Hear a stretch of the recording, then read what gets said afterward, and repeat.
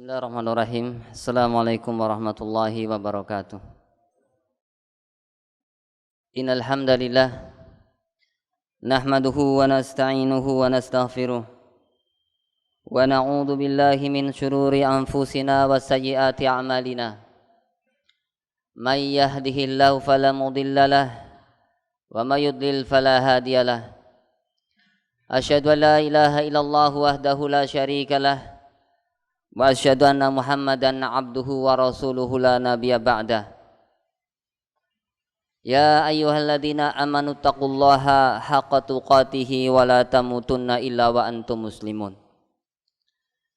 Amma ba'd, kaum muslimin jamaah salat Jumat yang berbahagia.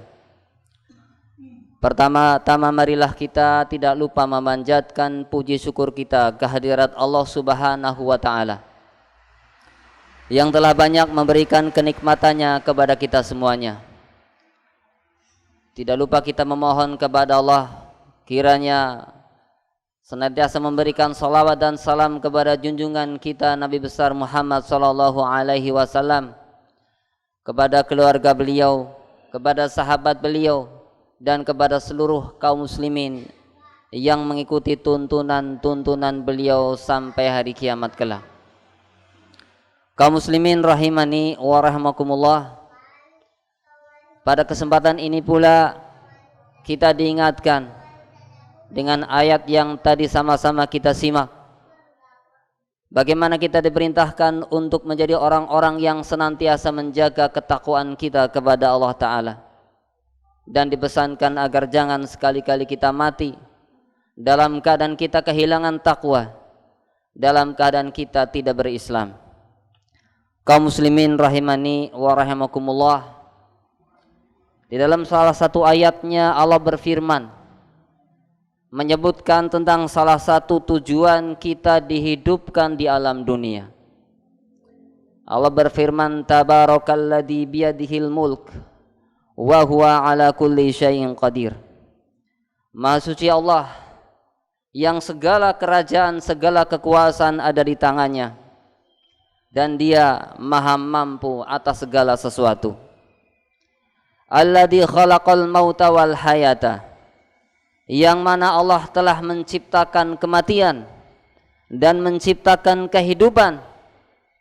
Liyabluwakum ayyukum ahsanu amala, untuk menguji kalian semuanya, siapa di antara kalian yang paling banyak amalannya, yang paling baik amalannya.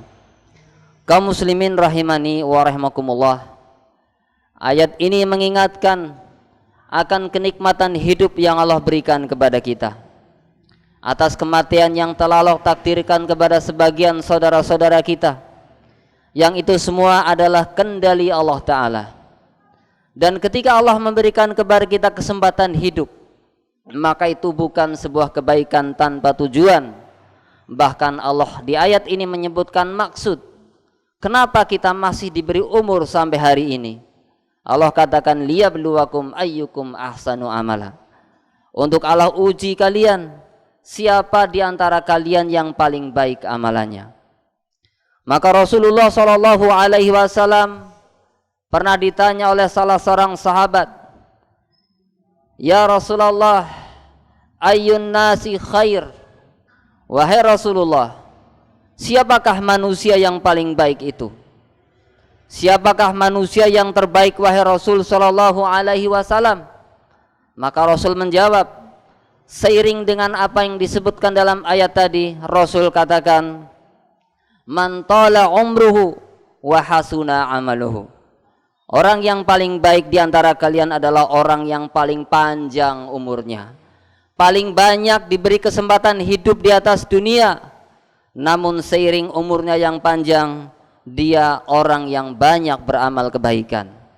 Rasul katakan orang yang paling baik adalah orang yang paling panjang umurnya dan paling baik amalannya. Kemudian Rasul ditanya, disusul dengan pertanyaan yang kedua, ya Rasulullah, ayyun nasi syarr? Wahai Rasulullah, kalau demikian siapakah orang yang paling jelek?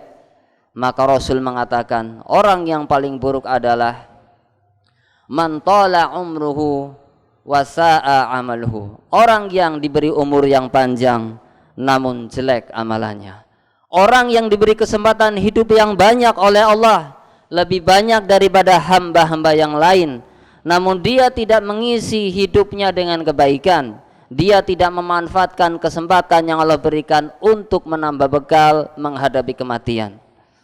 Sehingga orang-orang yang memiliki umur yang panjang namun amalnya jelek, maka waktu-waktu yang Allah berikan adalah kesempatan dia untuk terus menumpuk tabungan-tabungan kejelekan, sehingga semakin panjang usianya semakin bertumpuk tabungan kejelekan yang ada pada sisinya.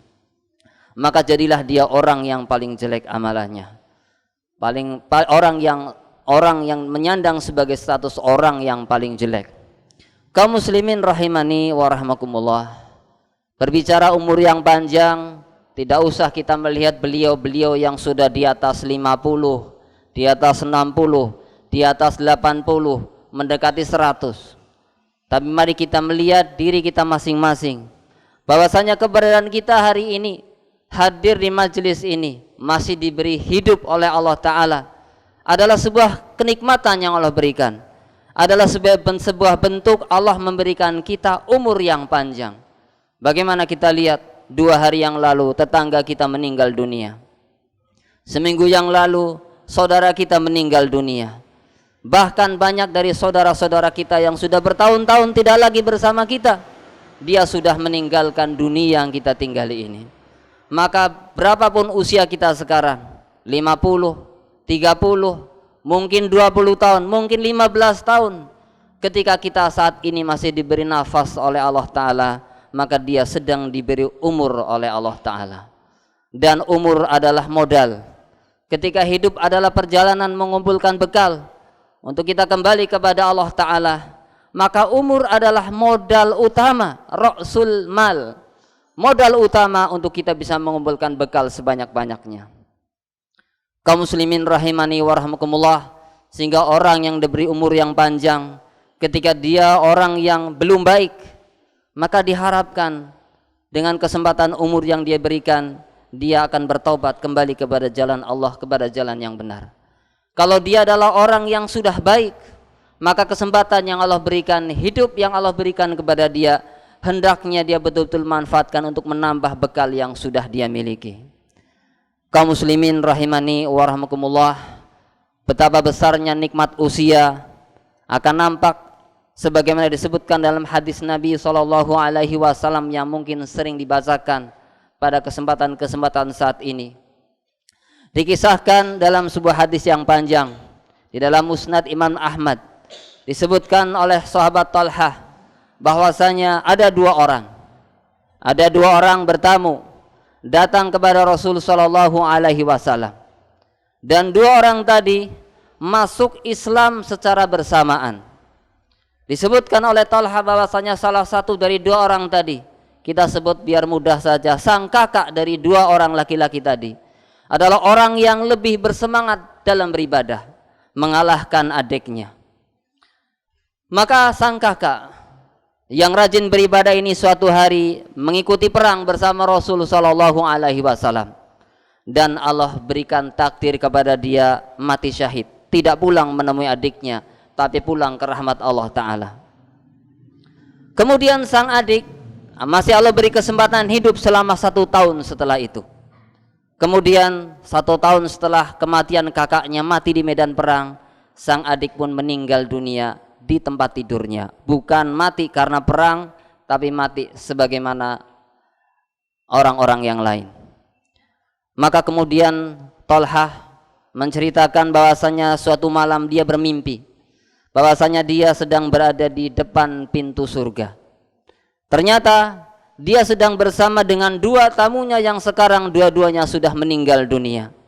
Yang membuat Talhah kemudian menjadi heran, dan menjadi pertanyaan yang kemudian disampaikan kepada Nabi SAW adalah Talhah menyaksikan tiba-tiba orang yang meninggal terakhir, yang mati di tempat tidurnya, yang mati bukan karena mati syahid, yang dia mati 1 tahun setelah kematian kakaknya, ternyata dia yang dipanggil dahulu masuk ke dalam surga.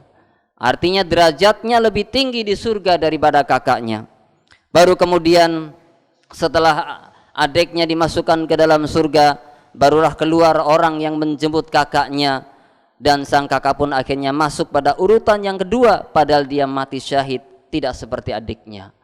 Kemudian orang tadi yang menjemput tadi kemudian datang kepada Tolha dengan mengatakan, irja' fa innahu lam ya'ni laka ba'du. Kalau kamu pulanglah, kamu belum saatnya. Kaum muslimin rahimani wa rahimakumullah. Mimpi Tolha menjadi perbincangan di kalangan para sahabat. Rasul bertanya, kenapa kalian heran dengan mimpinya Tolha? Maka Tolha menceritakan, ya Rasulullah, orang yang sang kakak ini, dia adalah orang yang lebih rajin beribadah kepada Allah Ta'ala, dan dia mati dalam keadaan mati syahid, mati di jalan perang. Kemudian kenapa sang adik yang meninggal dalam keadaan biasa hanya karena dia diberi usia 1 tahun lebih panjang dari kakaknya, kenapa dia kok malah yang lebih tinggi kedudukannya di dalam surga? Maka Rasul mengatakan, alaisa qad ma'asa hada ba'du sanah, bukankah sang adik dia masih tinggal di bumi selama 1 tahun lebih panjang dari kakaknya? Qalu, Tolha mengatakan, kalau itu benar. Maka Rasul mengatakan, wadraka Ramadan wa shamahu, dan sang adik telah mendapatkan bulan Ramadan dan dia berpuasa di dalamnya.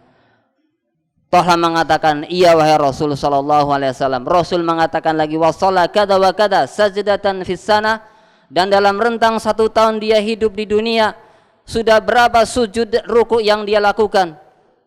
Artinya dia lebih banyak melakukan salat daripada kakaknya. Maka sang Tolha mengatakan, betul wahai Rasul. Rasul kemudian mengatakan bahwasanya ma bainahuma ab'adu mimma bainas sama'i wal ardi.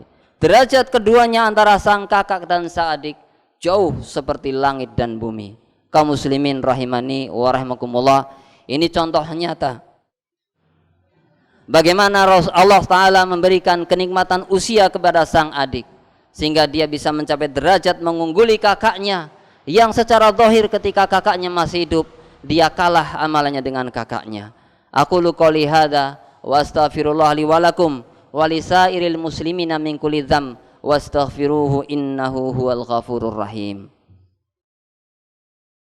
Alhamdulillahirabbil alamin, wassalatu wassalamu ala asyrafil anbiya'i wal mursalin, nabiyina Muhammad wa ala alihi wa ashabihi ajma'in. Mungkin sebelum khutbah kita lanjutkan, tanpa mengurangi rasa hormat, mungkin saudara-saudara yang duduk di depan pintu masjid bisa maju ke depan mengisi ruang masjid yang masih bisa diisi, sehingga kaum muslimin yang masih di luar bisa mendapatkan tempat duduknya. Baik kaum muslimin rahimani wa rahimakumullah, kita lanjutkan. Hadis ini hadis yang mungkin mengingatkan kita tentang akan datangnya bulan Ramadan sebentar lagi. Dan mengingat hadis tadi sungguh sangat relevan dengan kondisi kita hari ini, di mana beberapa saat lagi kita akan bertemu dengan bulan Ramadan. Bulan yang ditunggu-tunggu kaum muslimin, bulan yang kebaikannya tidak tertandingi oleh bulan-bulan yang lain. Ibarat seorang yang berjualan, bulan Ramadan adalah musim-musim ramainya orang berjualan, sehingga alangkah meruginya seorang yang dia berjualan sepanjang tahun, tapi justru di musim ramainya pasaran dia malah terhalang tidak ikut berjualan. Kaum muslimin rahimani wa rahimakumullah, karena bulan Ramadan adalah bulan yang menjanjikan banyak sekali kebaikan, demikian pula amalan-amalan yang terkandung di dalamnya.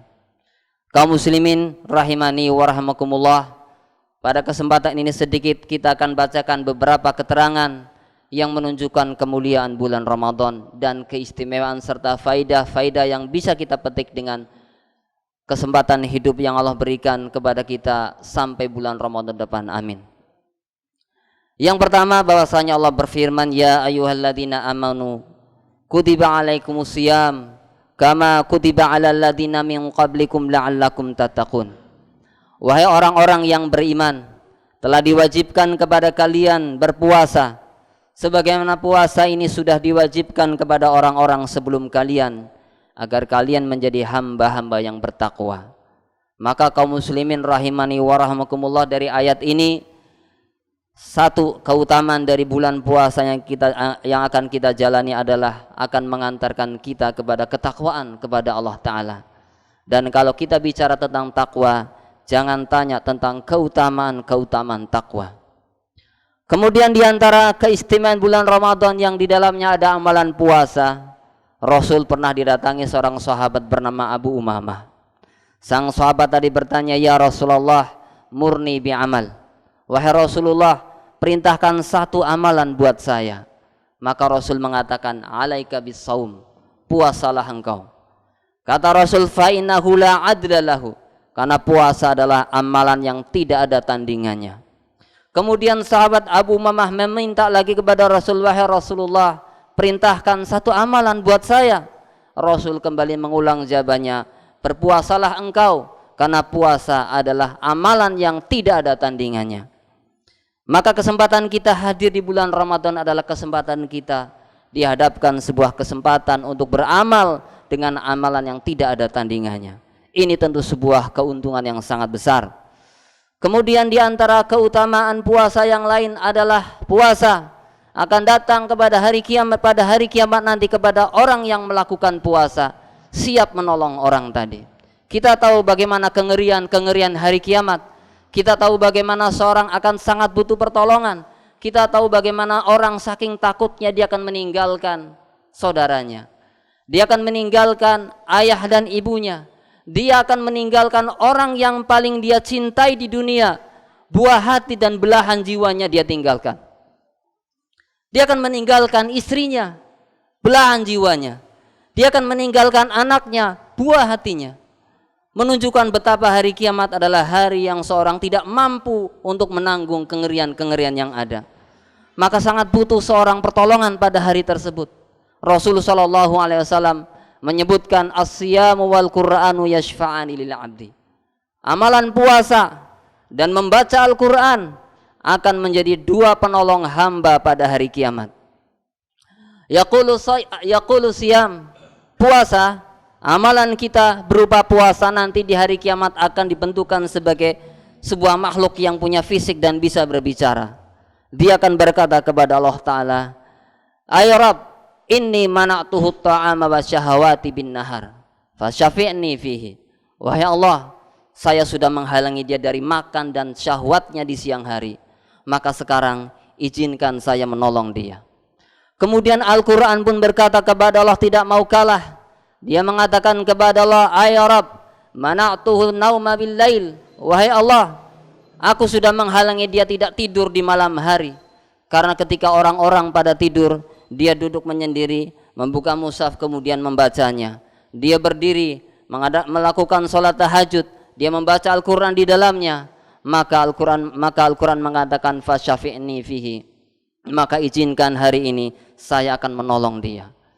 Ini salah satu kebaikan-kebaikan puasa yang insya Allah sebentar lagi semoga Allah berikan kepada kita usia untuk kita bisa mencapai bulan Ramadan nanti. Kemudian di antara hadis yang menunjukkan keutamaan bulan puasa disebutkan dari sahabat Abu Hurairah bahwasanya Rasulullah SAW bersabda, "Raghima an furajulin dakhala alaihi Ramadan summan salakha qabla an yughfara lahu." Puasa adalah bulan ampunan, bulan yang pintu surga dibuka lebar-lebar, bulan yang pintu neraka ditutup rapat-rapat, bulan di mana seorang sulit untuk melakukan kemaksiatan, bulan seorang sangat dimudahkan untuk melakukan kebaikan, bulan yang di situ Allah mudahkan orang untuk melakukan kebaikan-kebaikan, memudahkan orang masuk ke dalam surganya Allah Ta'ala, memudahkan orang untuk mendapatkan ampunan Allah Ta'ala. Allah mudahkan semudah-mudahnya di bulan Ramadan, sehingga orang yang terhalang tidak mendapatkan ampunan di bulan Ramadan adalah orang yang benar-benar merugi. Rasul mengatakan, "Raghima'an furajulin," sungguh celaka seorang, dia masuk dalam bulan Ramadan, kemudian dia keluar dari bulan Ramadan dalam keadaan dia belum mendapatkan ampunan dari Allah Ta'ala. Maka Rasul menghukumi sebuah kerugian besar ketika seorang kesempatan dibuka lebar-lebar, namun dia tidak manfaatkan kesempatan tadi, sehingga dia keluar dari bulan Ramadan sama seperti dia masuk dalam keadaan belum diampuni dosa-dosanya.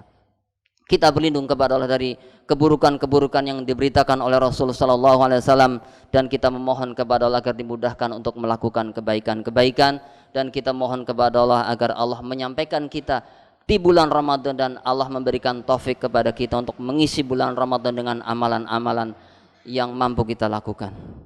Allahumma shalli ala Muhammad wa ala ali Muhammad kama shallaita ala Ibrahim wa ala ali Ibrahim innaka Hamidum Majid. Allahumma fir lana wali walidaina warhamhum kama rabbana shighara. Allahumma fir lil mu'minina wal mu'minat wal muslimina wal muslimat al ahya'i minhum wal amwat innaka sami'un qaribun mujibud da'wat. Allahumma rabbana hab lana min azwajina wa dhurriyyatina qurrata a'yun waj'alna lil muttaqina imama. Allahumma a'inna ala dzikrika wa syukrika wa husni ibadatik. Allahumma a'inna ala dzikrika wa syukrika wa husni ibadatik. Allahumma a'inna ala dzikrika wa syukrika wa husni ibadatik. Allahumma rabbana atina fid dunya hasanah wa fil akhirati hasanah wa qina adzabannar. Subhana rabbika rabbil izzati amma yasifun wa salamun alal mursalin walhamdulillahi rabbil alamin. Wassalamualaikum warahmatullahi wabarakatuh.